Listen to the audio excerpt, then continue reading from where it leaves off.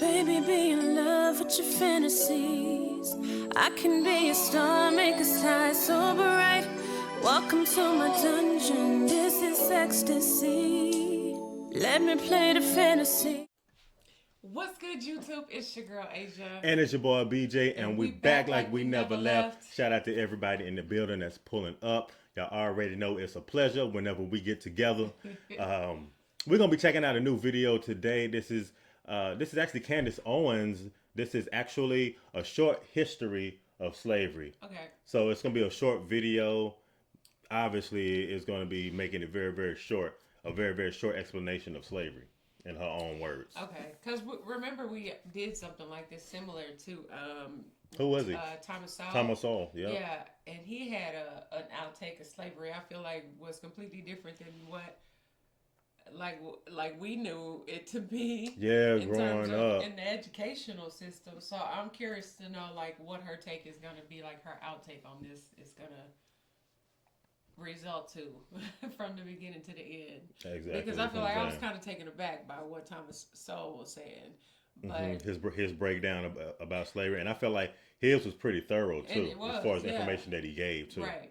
So I want to check Candace's take out. As far as like a short history of slavery, because we know how spicy she can be in regards to like a lot of other topics. So I kind of just want to hear her take on slavery. You know what I mean? You ready? Yeah.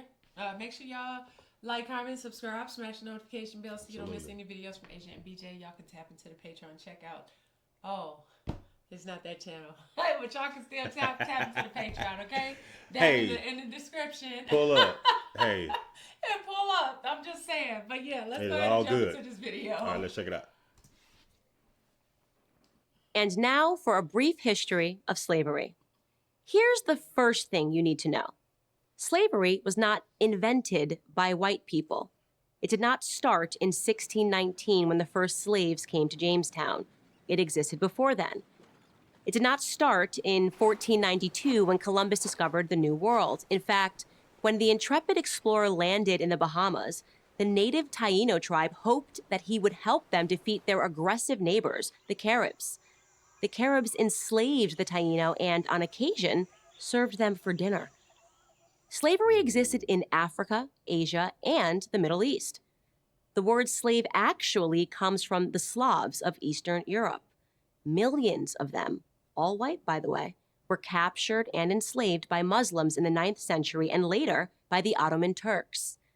Slavery existed when the Roman Empire controlled the Mediterranean and most of Europe from the 1st through the 5th centuries. Slavery existed when Alexander the Great conquered Persia in the 4th century BC. It was so common that Aristotle simply considered it natural. The slave master model was just how the world operated in the great philosopher's day. Slavery existed during the time of the ancient Egyptians 5,000 years ago. As far back as we can go in human history, we find slavery. As renowned... Yeah, even with Egypt, when we sit up and watch things about like Egypt, regarding like how the pyramids were made, knowing that a lot of those monuments were made by the slaves. So it's almost like, who were they? Even back then. Yep. So that was 5,000 years ago. As we can go in human history, we find slavery. As renowned historian John Steele Gordon notes from time immemorial, slaves were a major item of commerce. As much as a third of the population of the ancient world was enslaved. Here's the second thing you need to know. White people were the first to formally put an end to slavery. In 1833, Britain was the first country in the history of the world to pass a Slavery Abolition Act. They were quickly followed by France, who in 1848 abolished slavery in her many colonies. Then, of course, came the 13th Amendment in the United States Constitution. After centuries of human slavery, white men led the world in putting an end to the abhorrent practice. That includes the 300,000 Union soldiers, overwhelmingly white, who died during the Civil War. Now, am I saying that this makes white people better than anyone else? Of course not. My purpose here is to simply tell the truth, and the truth is that human history is complicated. No one, regardless of skin color, stands guiltless. Yet today we are never told to consider the murderous Persian Empire or the cannibalism of indigenous tribes of North and South America or the heinous actions under the imperialistic Muslim, Chinese, Mongol, or Japanese empires, to name just a few. Instead, we're told that slavery is a white phenomenon. And like all persistent lies, this lie spawns a bunch of other lies. On social media, I come across extraordinary depictions about how Africans lived like pharaohs before Europeans came and laid waste to their paradise. I wish any of this were true, but it's not. It's a fantasy. The truth is that Africans were sold into slavery by other Black Africans, and in many cases, sold for items as trivial as gin and mirrors. Whites didn't go into the interior and round up the natives. They waited on the coast for their Black partners to bring them Black bodies. The stark reality is that our lives had very little value to our ancestors. Here's the third thing you need to know. If you think slavery is a relic of the past, you're wrong. There are some 700,000 slaves in Africa today, right now. That's the lowest estimate that I could find. Other sources say there are many more. For context, that's almost twice as many slaves as were ever brought to the United States. Child soldiers, human trafficking, forced labor, these are the conditions that currently exist within the same sub-Saharan region where the transatlantic slave trade originated. African bodies are being sold today like they were sold then, and no, they are not being purchased by any country of white men. In fact, slavery, by any traditional definition, is exclusively practiced today within non-white countries. But we hear almost nothing about that. Just like we hear nothing about how slavery was universal until good people in Europe and America ended it 2 centuries ago. Why? Because our so-called leaders, Black and white, wouldn't profit from it. Black victimhood is nothing if not profitable. It elects politicians and funds racial grievance groups. And if Black Americans began to view themselves as partners in the American dream, if we embraced the patriotic spirit that holds all men are created equal, the patriotic spirit that is our real heritage, then the race hustlers would soon be out of business. And who wants that? I'm Candace Owens, author of Blackout for Prager University. Thank you for watching this. Man, look at her. She now with Candace Owens, she always tends to like drop some jewels on you. I just feel like for some people, especially like in the Black community, when Candace Owens speaks and says things, they always think that she has like an agenda behind her.